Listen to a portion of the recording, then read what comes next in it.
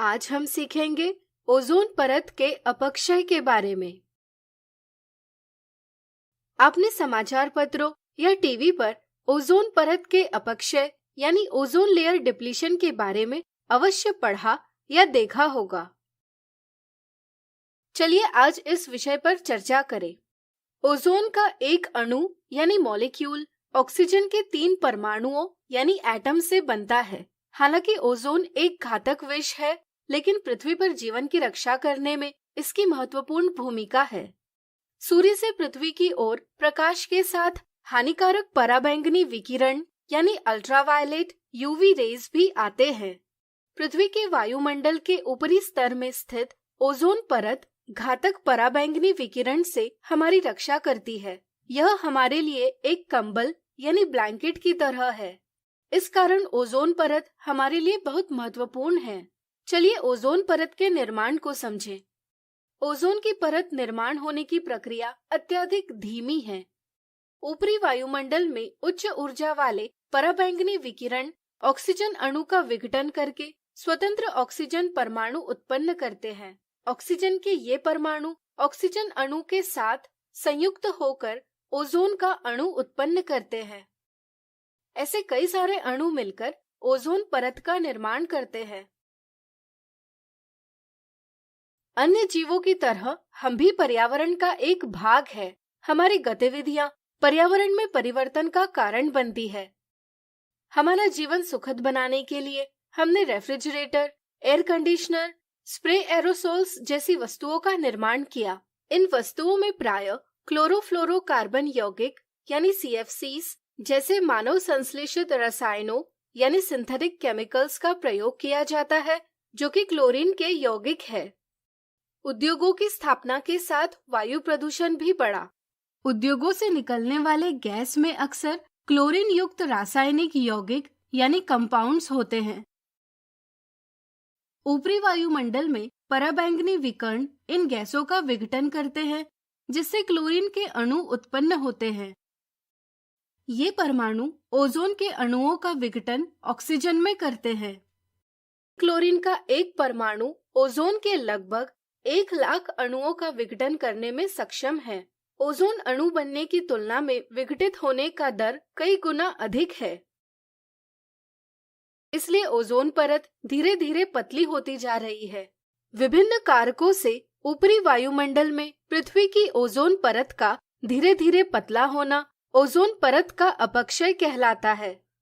Ozone परत का अपक्षय करने वाले कुछ कारक है क्लोरोफ्लोरोकार्बन, कार्बन टेट्राक्लोराइड, हाइड्रोक्लोरोफ्लोरोकार्बन्स, क्लोरोफॉर्म जो क्लोरीन के यौगिक है, और हेलॉन, मिथाइल ब्रोमाइड, हाइड्रोब्रोमोफ्लोरोकार्बन्स जो ब्रोमीन के यौगिक है। यदि ओजोन परत अत्यधिक पतली हो जाती है तो इससे सूर्य की पराबैंगनी विकिरण जीवों के सीधे संपर्क में आ जाएगी और इससे जंतुओं में त्वचा का जलना, त्वचा का कैंसर, आंख का कैंसर, रोग प्रतिरोधक शक्ति यानी इम्यूनिटी में ह्रास जैसी गंभीर समस्याएं उत्पन्न हो सकती है। जलीय जंतुओं जैसे मछली के लिए भोजन का मुख्य स्रोत प्लवक यानी फाइटोप्लैंक्टन है। प्लवक प्रकाश संश्लेषण के प्रक्रम के अंतर्गत पर्यावरण में कार्बन डाइऑक्साइड का संतुलन बनाने में सहायता करते हैं।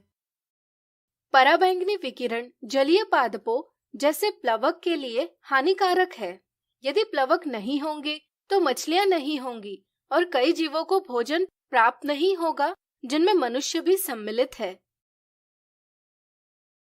स्थलीय पादपों में पराबैंगनी विकिरण के कारण वृद्धि, पुष्प धारणा तथा प्रकाश संश्लेषण में समस्या उत्पन्न होगी।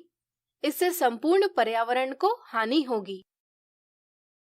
चलिए ओजोन परत के संवर्धन के कुछ उपाय जानें। 1980 से वायुमंडल में ओजोन की मात्रा में तीव्रता से गिरावट आने लगी है। वैज्ञानिकों ने अंटार्कटिका के ऊपर ओजोन परत में एक छेद की खोज की है। ओजोन परत की रक्षा के लिए कई देशों की सरकारें काम कर रही है। ओजोन परत की रक्षा करना हम सबकी भी जिम्मेदारी है। 1987 में मॉन्ट्रियल प्रोटोकॉल के अंतर्गत विभिन्न देशों में एक संधि हुई, जिसमें ओजोन अपक्षय करने वाले पदार्थों का उत्पादन बंद करना, उपयोग न करना, इनकी खरीद पर रोक तथा वायुमंडल में इनका सांद्रण यानी कॉन्सेंट्रेशन कम करना इत्यादि से संबंधित निर्णय लिए गए। इसके बाद विभिन्न देश ओजोन की परत को बचाने के लिए सदैव कार्यरत है। हम भी इस कार्य में अपनी भूमिका निभा सकते हैं। सफाई करने के लिए प्रयोग किए जाने वाले कई पदार्थ क्लोरीन या ब्रोमीन के यौगिक होते हैं। हम इनका प्रयोग कम कर सकते हैं तथा इनके स्थान पर अन्य प्राकृतिक पदार्थों जैसे नींबू का प्रयोग कर सकते हैं। कीटों तथा घास के नियंत्रण के लिए रासायनिक पदार्थों के स्थान पर अन्य प्राकृतिक तरीकों का प्रयोग कर सकते हैं। हम वाहनों का प्रयोग कम कर सकते हैं। इसके लिए हम सार्वजनिक परिवहन व्यवस्था का इस्तेमाल कर सकते हैं।